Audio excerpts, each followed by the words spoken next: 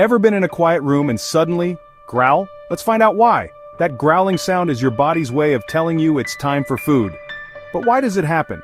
When you're hungry, your stomach and intestines contract, creating those growling sounds, also known as borborygmi.